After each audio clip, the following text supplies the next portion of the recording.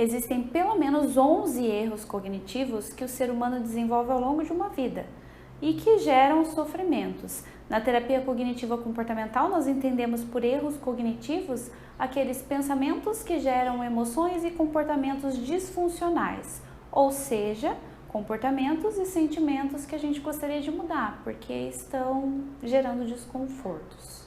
Nessa abordagem, o terapeuta, junto com o paciente, descobre quais são os pensamentos que estão gerando esses erros cognitivos. E quando a gente descobre esses erros, fica muito mais fácil a mudança acontecer. Eu sou Michele Ribeiro, jornalista e psicóloga, especialista em relacionamentos e comunicação.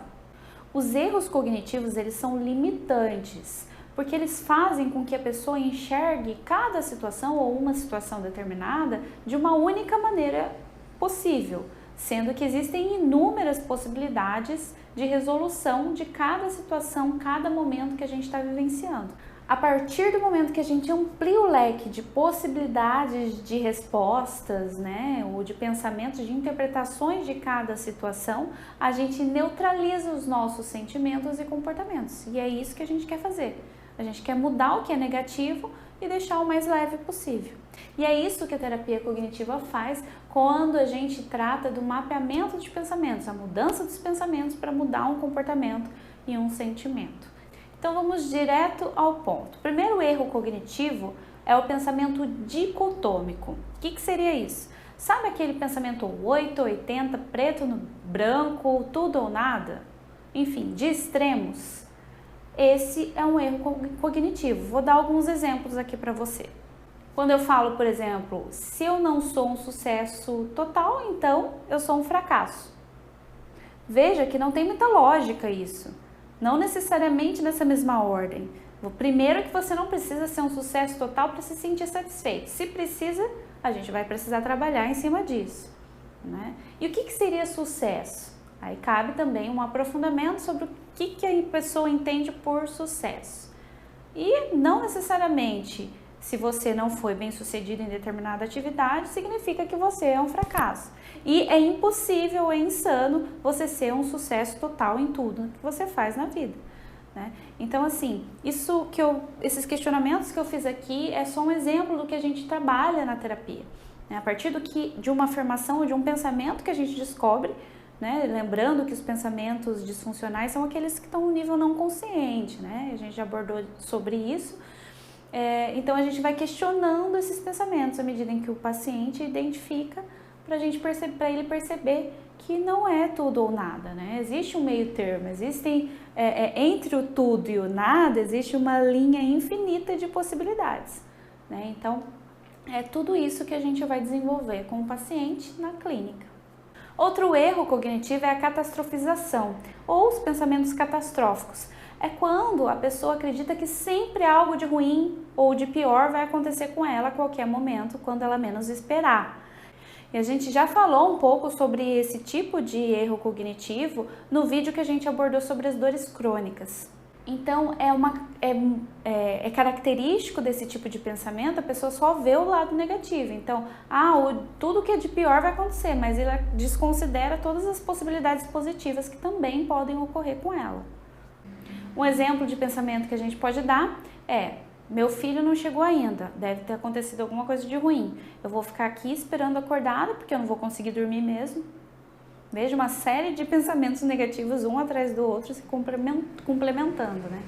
Não necessariamente que o filho não chegou ainda, tá tarde, não significa que aconteceu algo de ruim, né? Então, essa catastrofização é um tipo de erro cognitivo.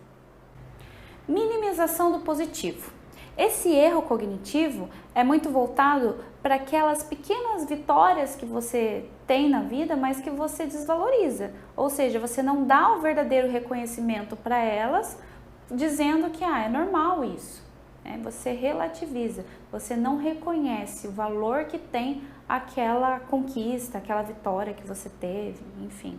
Um exemplo de pensamento: eu fiz bem aquele projeto, mas não significa que eu sou competente. Eu apenas tive sorte. Você está minimizando aquilo que foi positivo, que é seu, que te pertence.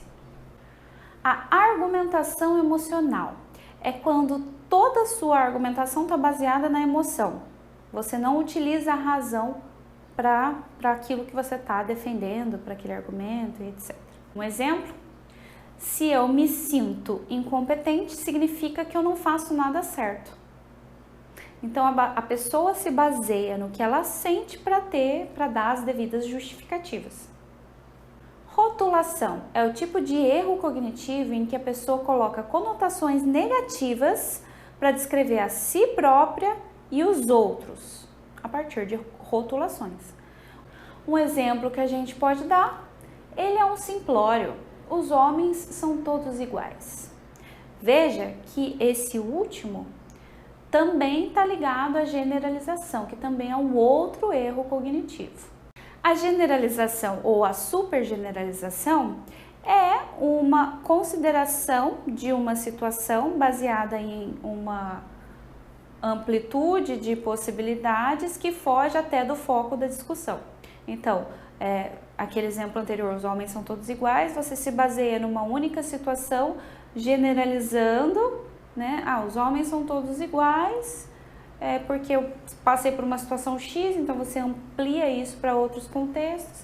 Às vezes você tira também, acaba saindo do foco da discussão para generalizar ainda mais, super generalizando. Então, um exemplo que eu vou te dar: porque ele não está interessado em mim, eu nunca vou conquistar ninguém de que eu goste. Super generalização. Filtro mental é quando você se foca em um único aspecto negativo para basear todo o seu julgamento.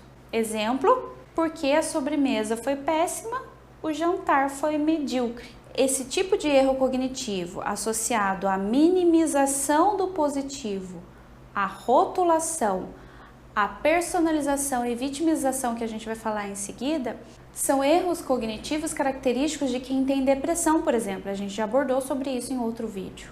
A personalização é quando você acredita que tudo de negativo que está no comportamento do outro diz respeito a você. Por exemplo: eu não cuidei do meu filho, por isso que ele está internado no hospital. Veja que não tem muita coerência isso. Pode ter uma lógica para você, para quem pensa assim. Sempre existe lógica. Os nossos pensamentos, as nossas racionalizações sempre têm alguma lógica para a gente, mas a lógica pode estar equivocada. E é nesse ponto que a terapia trabalha.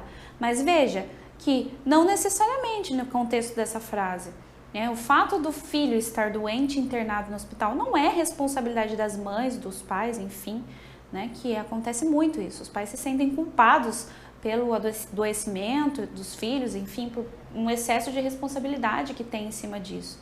Mas na verdade não, existem infinitas possibilidades, uma série de variáveis a serem consideradas para alguém ficar internado, para alguém adoecer, Queda da imunidade, enfim, são fatores que independem da gente, Então, esse é um erro cognitivo importante também da gente questionar. Aliás, qualquer erro cognitivo a gente precisa questionar. Se você for analisar bem, a culpa não é algo que parte de nós, mas parte de alguém que um dia lá atrás, em algum momento da nossa vida, seja na infância ou enfim, qualquer fase da nossa vida, fez a gente entender ou acreditar que somos responsáveis por algo que na verdade foge do nosso controle. Já a vitimização está muito voltada à falta de autorresponsabilização pelas escolhas. Ou seja, você acha que sempre as consequências negativas, algo que dá errado, é responsabilidade de outro. Você é sempre vítima. Tem exemplos clássicos, quando a gente tende a culpar as outras pessoas por coisas de ruim que acontecem na vida pessoal, profissional e etc. Um erro cognitivo muito comum e que eu acho até engraçado de comentar é a da leitura mental. Eu até faço uma brincadeira com a leitura, uma comparação, uma analogia com a bola de cristal, leitura da bola de cristal, leitura mental, que é muito comum em casais, quando eles não se entendem, Um fica tentando adivinhar o que está passando na cabeça do outro e tira conclusões em cima disso sem checar se é aquilo mesmo. É isso. Eu acho que ele, porque aquele olhar dele, eu conheço esse olhar, você está pensando isso, mas não é nada daquilo na maioria das vezes que a pessoa está pensando, ela acha que é. E aí ela tira conclusões precipitadas, já se irrita, etc.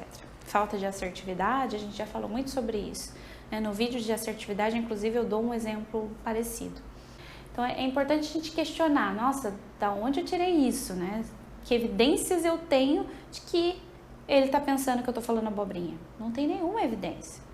Então é importantíssimo a gente sempre questionar, que não tem coerência, né? Está baseado nas minhas conclusões e não do outro, né?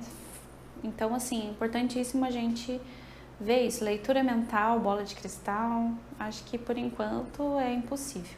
E o último erro cognitivo é a ditadura dos deverias.